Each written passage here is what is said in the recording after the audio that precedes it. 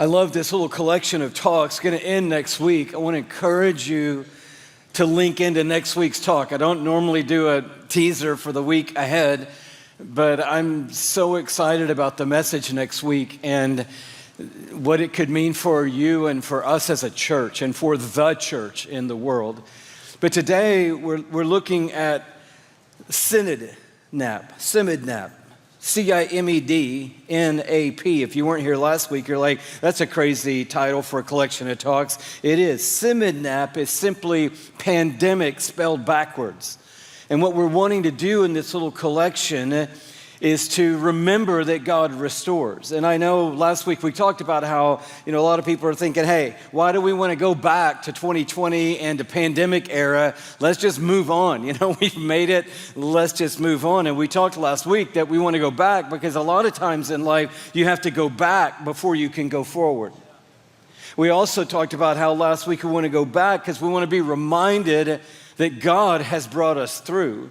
But another reason why we want to go back is because a lot of people are still stuck there and we care. Jesus left the 99 for the one. And as I've been researching and just looking into the after effects of the pandemic on the world and on Americans in particular, there are a lot of people still stuck in the pandemic. They had a situation that didn't change. Now, I know, there's all kind of people who had all kind of experiences in the pandemic. There's one guy I know, in his particular business, in the pandemic, boomed. I'm talking exploded. So much so that he and his wife went to the Bahamas and spent most all of 2020 in the Bahamas, sailing around, booming business. Came back after that and bought a new dream home. Welcome to 2020. Yeah, it was incredible. How do you like our tan? But then there was also Bob Dragoo. He was our lifelong friend, was living at his family's house the summer that Shelley and I got married, was a board member of Passion Inc., and died of COVID. And in the midst of all of the crazy that was 2020, I was a part of that celebration of life. There was also a healthcare worker who's a friend of mine, and because of the need and one of the spikes, he was traveling to another city, to another hospital that was doing specialized COVID treatments, and he was going when work ended on Friday, flying there, basically working straight through the weekend, flying back to work on Monday. That's a healthcare worker that's taking care of people. And he told me about the worst of it when coming into the building and going to the ICU where he was working, he literally had to step over all the body bags in the hallways on the floor. Some of them in closets, some of them in bathrooms, some of them in corners, everywhere, just stepping over body bags to get to the ICU to try to keep people from dying. He said to me, I think I still have PTSD from it. Weekend. I was thinking about another person who was telling me about their friend who had a vaccine-related injury that has caused a domino effect of all manner of things in their life. And now this person is struggling while a lot of us are back on our feet and a lot of us are trying to forget about the past and a lot of us are like, I don't even want to think about it anymore. This person's still struggling to kind of move a few steps ahead. I think about my middle school buddy from last week. I've been thinking about him every day. Anybody been thinking about that kid this week? Praying for him. Don't even know where he is or who he is, but praying for so many like him, still recovering. And then I read this article this week, and I know this is all very happy and celebratory, and we'll have a big cookout and fireworks at the end of it because, man, the mood is just so strong. What a downer, right? It's true. I was reading this article and it said, we're through with COVID, but is COVID through with us? And I started reading about long COVID, and I know a guy that had long COVID, but I don't know a lot of people that are struggling with it personally. But then I started reading about the millions of people with long COVID. Not 100, but millions of people. And I'm thinking about all these families that are impacted. I got my numbers a little off last week, but I said that there were 6.9 million people in America that died. That's 6.9 million people in the world that died. 1.1 million people in America. And, people say, well, we don't really know what the numbers are. Yeah, we really don't know what the exact numbers are, but the numbers are big. And that's a lot of families who are struggling. And what we're trying to say in these few messages together is that God is a restorer. And yes, a lot has been lost, but God is a restorer. We looked at this passage in Joel about the locust swarms, and then we looked at the promise in chapter 2 where he comes in verse 23 and says, "Be glad, O people of Zion, rejoice in the Lord your God. For he has given you the autumn rains in righteousness. He sends you abundant showers, both autumn and spring rains as before. The threshing floors will be filled with grain. The vats will overflow with new wine and oil." This is God who is a restorer. And your situation today may not be pandemic related, or maybe it was impacted in some way, but maybe it's a relationship thing that you're going through, or a season of life for you that's been incredibly challenging, or an illness or some sickness that's not related to the pandemic, or maybe there's been a fracture of a friendship, or maybe there has been a job change or some other loss in your life. I'm telling you, what God is wanting to say today is, the situation is real and the loss is real, but God is a restorer. And he is in the process of renewing, in verse 25, what's been lost. He says, "I will repay you for the years the locusts have eaten." Anybody in the house today that knows what that's about, that you're looking back and it wasn't a day or a blip or a night or a weekend, there were a couple of years that got wiped out in your life? Well, God is saying, I can repay you for the years the locusts have eaten. If you turn to me, the middle of chapter 2, and return to me, I can restore. Not give back the years the locusts were eaten as if they're never were gone and now everything's back. No, I can't in some ways do that. But what I can do is repay you for what was lost. There was something lost, but that's not the end of the story. I will repay you for the years the locusts have eaten, the great locust and the young locust, the other locusts and the locust swarm, my great army that I sent among you. And you will have plenty to eat until you are full, and you will praise the name of the Lord your God, who has worked wonders for you. This is your future. Look at the last verse. Then you will know that I am in Israel. You'll know that I'm in your midst. And that I am the Lord, your God. That there is no other, never again will my people be shamed. Not going back and saying nothing was lost, and maybe in some cases not being able to return what was lost. But I will repay you for the years that were lost. In other words, there will be a threshing floor that is full. That means crops will have come in. There will be vats of new wine and vats of new oil. That means the olive tree will have blossomed and bloomed, and it means the vines will have grapes on them again. There will be a harvest. I will repay you for the years the locusts have eaten.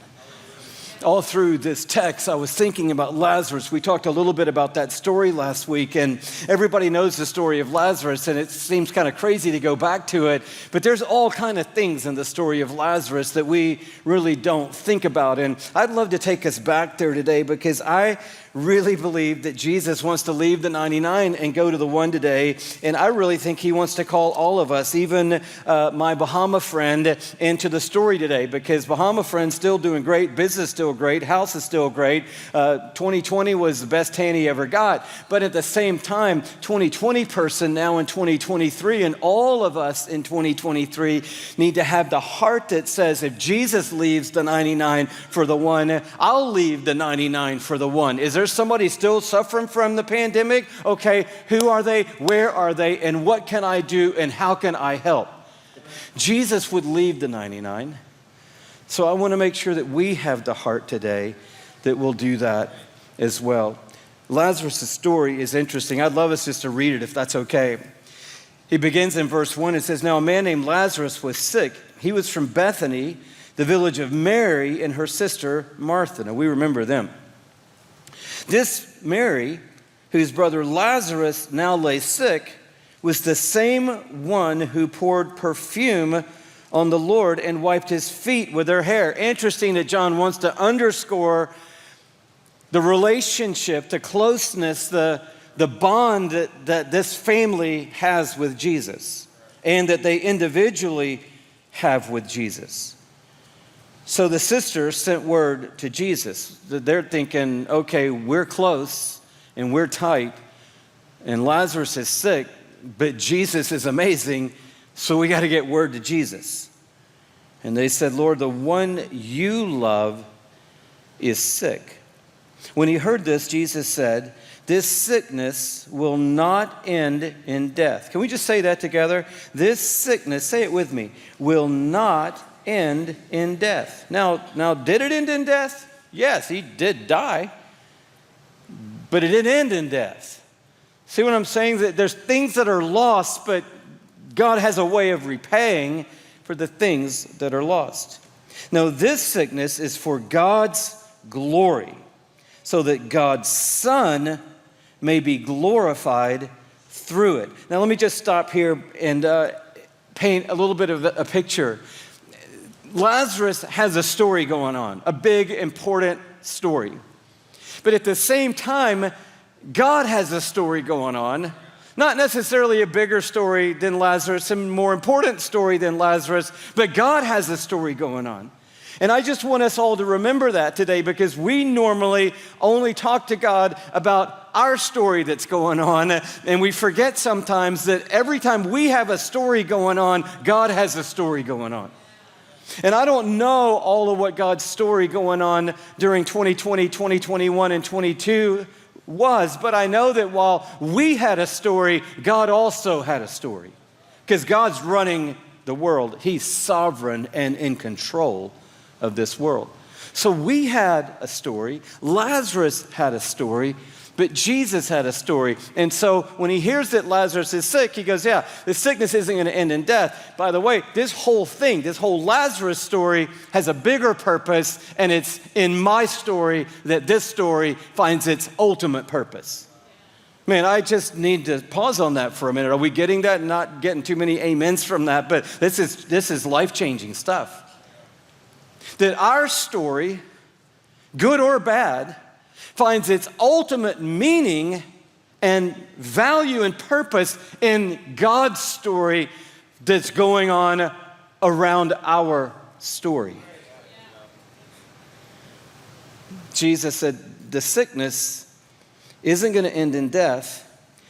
It's for God's glory, so that God's Son may be glorified through it.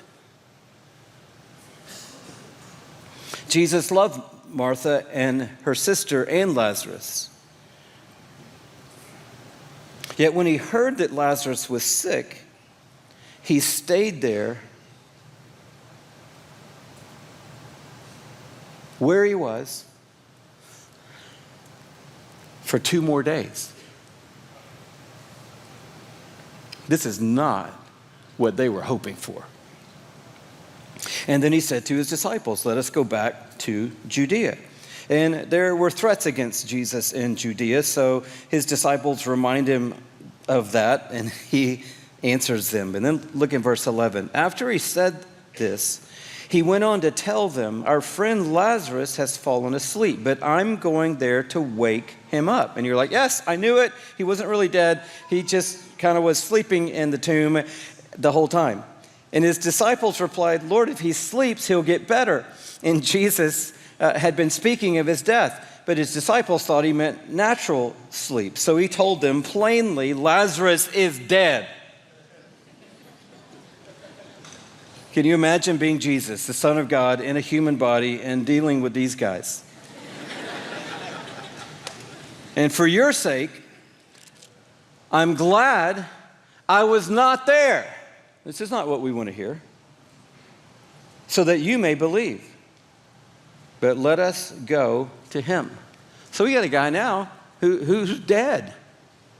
And Jesus said, and I'm good with that. Because there's another story happening here. Stay with me, he said. Let's go. So they go. On his arrival, Jesus found that Lazarus had already been in the tomb for 4 days. Bethany was less than 2 miles from Jerusalem, and many Jews had come to Martha and Mary to comfort them in the loss of their brother. When Martha heard that Jesus was coming, she went out to meet him, but Mary stayed home. I'd already sent a message specifically and particularly, and now it's a couple days later. I'll let you go out and meet him. And Martha came to him, and she said, Lord, if you had been here, my brother would not have died. But I know that even now God will give you whatever you ask. In other words, I still think something could happen.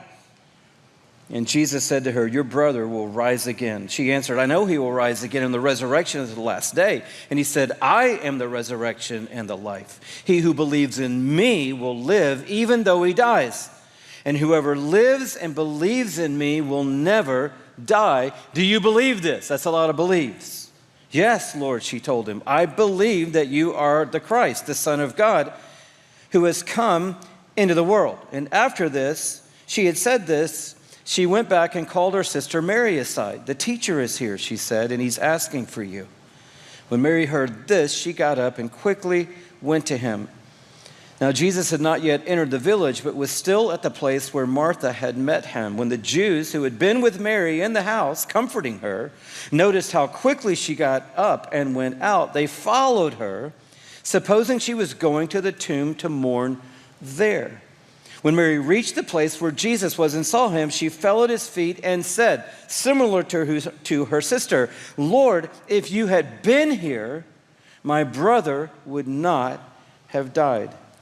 When Jesus saw her weeping, and the Jews who had come along with her also weeping, he was deeply moved in spirit. And he was troubled. Where have you laid him, he asked. Come and see, Lord, they replied. And then verse 35, Jesus wept. Then the Jews said, see how he loved him. But some of them said, could not he who opened the eyes of the blind man have kept this man from dying? Jesus, once more, deeply moved, came to the tomb. It was a cave with a stone laid across the entrance. Take away the stone, he said. But Lord, Martha replied, the sister of the dead man, by this time there's a bad odor, for he's been there 4 days. When Jesus said, did I not tell you that if you believed, you would see the glory of God? So they took away the stone, and then Jesus looked up and he said, Father, I thank you that you have heard me. I knew that you always hear me, but I said this for the benefit of the people standing here, that they may believe that you sent me. Story, move the stone, big story. I need people here to get what's going on planet Earth right now. Story, I know he's been in there 4 days. Story, God loved the whole world so much that he sent his only Son into the world, that the world might live through him. So, Father, I'm praying out loud right now so that they can hear what we're talking about and they can get in on the story that's happening here and not miss it because of the story that's happening here. When he had said this, he called in a loud voice, "Lazarus, come out." Whew. This is where the symphony rises up and the score really picks up pace. And everyone is just going, "Oh my word." And the dead man came out. The dead man came out. His hands and feet wrapped with strips of linen and a cloth around his face. But he's coming out. He's not coming out great, but he's coming out. He's not bounding out, "Yes, Lord," but he's coming out. He's not moving fantastic, but he's moving. He's not ready to do any massive movements, but he's breathing. And this is the heart of what God is wanting to plant in CIMEDNAP. Pandemic doesn't get the last word. Not in your life, it doesn't, if you are putting your hope and putting your trust in the God who restores and who pays back for the years that the locusts have eaten. And you may not be moving great right now, but you're moving. Come on, move something. Just move anything. Move a hand, nod, twist your head, do something. Just let me see. You're moving. Yeah, but we lost a lot. I know, but you're breathing. We're not moving super good. I know, but you're not in the tomb. And this is the picture that God is really wanting us to see inside the picture that he really wants us to see. Lazarus came out. Not great, not super strong, not with big, bravado, but he came out. And Jesus said to them, "Take off the grave clothes and let him go." Let him free. Unwrap this guy and let him free. And that's the story that God has for you. A couple of big takeaways. This is not just a Bible story, it's a human story. At the end of it, you're thinking everybody just was like, "Man, this is incredible. Good job. John, are you writing all this down? This is phenomenal. People will talk about this forever. People will be preaching about this on July 4th. Who knows when and where. This is just crazy. Another Bible story. Kids, here's Lazarus in the tomb. Now let's move the stone. Look, kids, Lazarus is coming out." This is not just a Bible story. This is a human story. So yes, there was big gain at the end of this story, but there was also big pain in this story. A brother died. A friend died. The community mourned. People were in tears. Emotions were wrecked. And now there's a living guy getting stuff unwrapped off of him. And everybody's like, "Whoa, whoa, whoa." Jesus didn't go around to every person and say, "I erase from your memory the fact that this dude died. I erase all the tears and all the pain and all the hardship and the night that you just laid on the ground in a pile of ashes and mourning. Poof, all gone, done. Look, he's coming out. Everybody's good." No, these are human beings. Talk about PTSD. On every side of this thing, people are like, "Oh, but okay, I need a minute. I'm going to need to go lay down because I've been in mourning for days now, and we've been praying and praying and praying for weeks now that he would get better. This whole thing, and now he's alive, and whew. Can you imagine what you would have been through? You're like, "I really never thought about it like that." I know, because we look at these like Bible stories and forget that they are human stories. All these people in this story were just like you. In fact, Lazarus, some traditions say he was 30 years old. 30. Can you just kind of changes it, doesn't it? Mary and Martha, I don't know, 28, 29, 31. These are not just like, characters. These are Jesus' friends. This was a youth movement by and large. Jesus was 30. Him and Lazarus both 30 years old. They're not supposed to be dying. But Lazarus did die, and Jesus is about to die. This is a human story. So inside your story, I know there's a lot of humanity, and God is like, I get it. I get it. I understand it. I'm in it with you. The second thing that I see in this story that I think I just want to highlight again today is that it's okay to not be okay. We did a whole message on that here, but I just like to say it again today.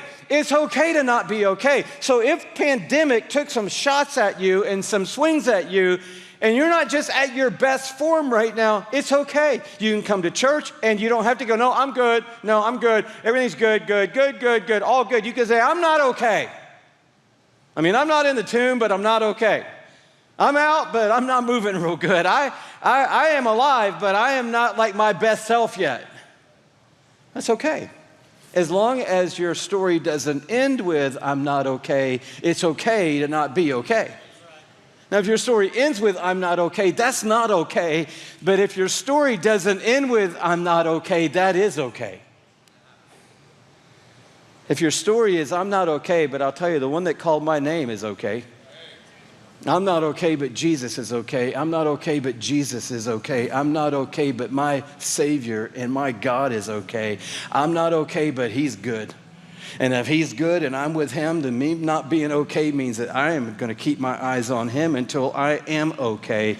And I do believe I'm going to be okay because He's okay. I'm not okay currently, but He's okay currently. So I know I'm going to be okay because He is okay. And it's okay to use the word if you'd only been there. Jesus didn't go, oh, Martha, come on, we're friends here. You can't doubt me. You can't be questioning my timing. Then Mary shows up. If you'd just been here. He wasn't bothered by any of that. In that human story, he actually felt it, and then he wept. You're like, how could he get so emotional when he knew he was about to bring him out of the tomb? Why did he go, oh, I feel sad, but not too sad? Because they were broken down, and he loved them. And he didn't mind them saying, if you'd just been here, he'd still be alive. And so I just want you to know today, God doesn't mind your if, and He doesn't mind you not being okay as long as your not being okay isn't the end of your theology.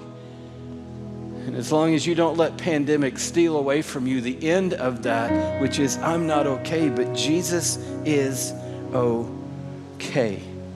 The third thing, we've already talked about it, that's so powerful in here is that your pain moves God. I don't know, that's beautiful and mysterious, that your pain moves God.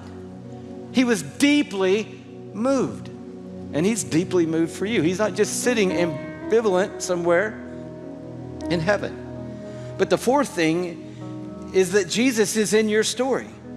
That's the most important thing of this story, is that Jesus was in the story. It didn't have to end this way. We don't know how it could have ended that way or that way or that way, but it's going to be okay because Jesus is in the story. And I just want to encourage somebody somewhere in the world today to make that your new confession. Hey, this whole thing is a wreck right now, but here's the thing. Jesus is in this story right now.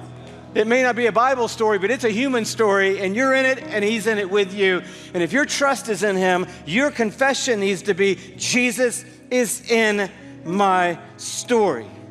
Therefore, no matter what else is happening in the story, I believe that there is going to be something happening in the story that is going to be good and glorious in this story and from this story. And I'm just going to make a new confession. We are happy to share all the hard, but we forget to add, but Jesus. Jesus is in my story, not a story, my story, right now in my story. And you may have buried a loved one. You may have been a healthcare worker that absolutely went through an unimaginable time of stress. And maybe you do have PTSD because of the things you saw and the death that you saw and the hours that you labored.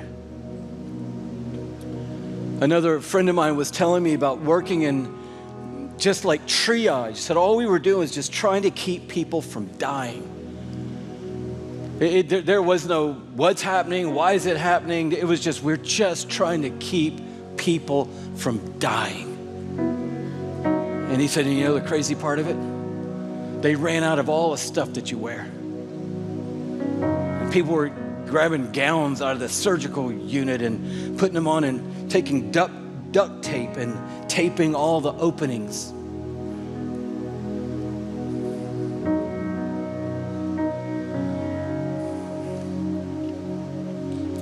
Imagine that you're that person. You're not just moving on.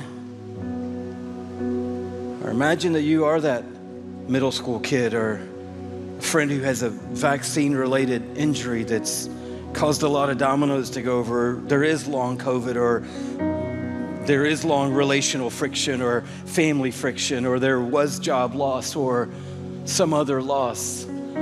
All that's real. But don't forget who's in the story with you.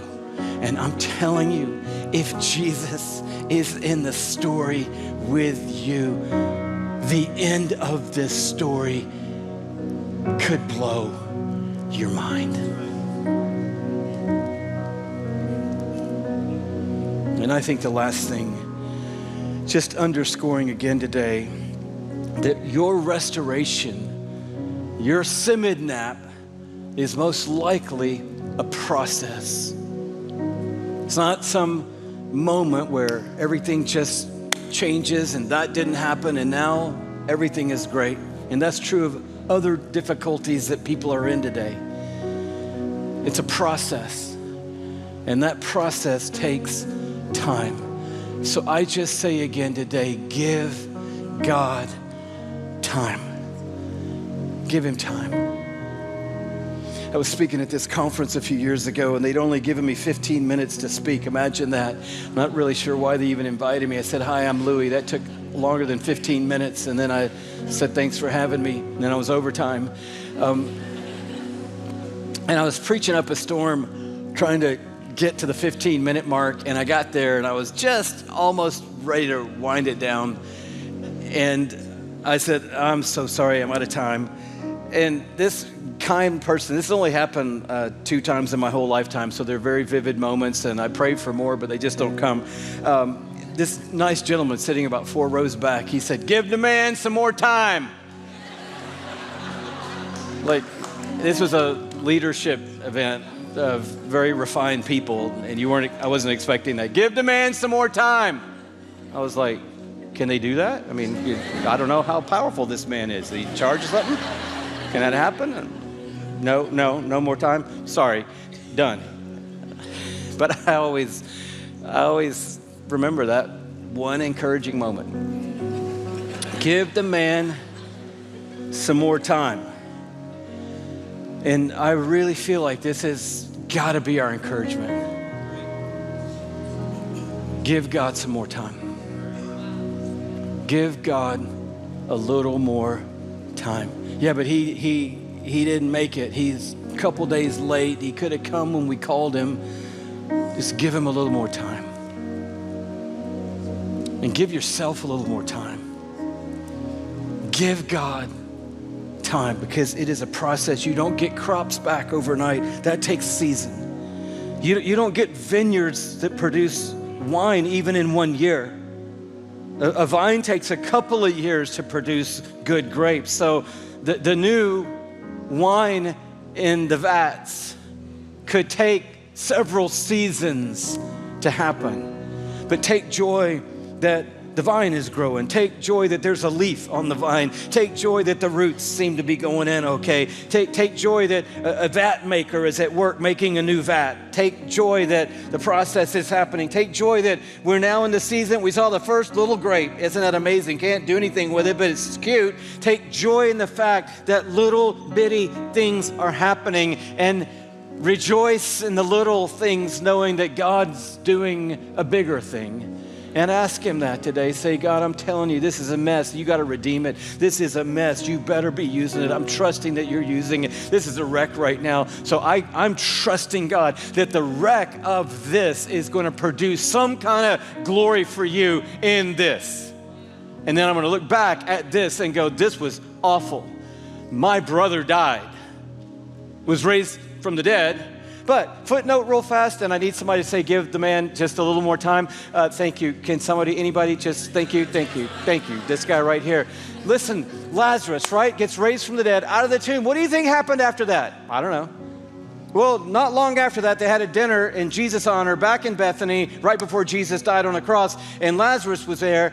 And it says at the end of this story, by the way, that a lot of people put their faith in Jesus when Lazarus came out of the tomb. Not everybody. Because there's always a couple. I don't know. Looks like he's alive. But you know, I don't know. But a lot of people put their faith in Jesus because Lazarus.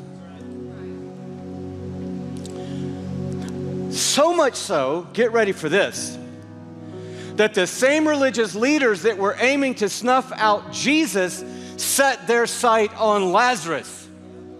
And said, this guy is leading so many people to this guy. We got to snuff out this guy, but we also got to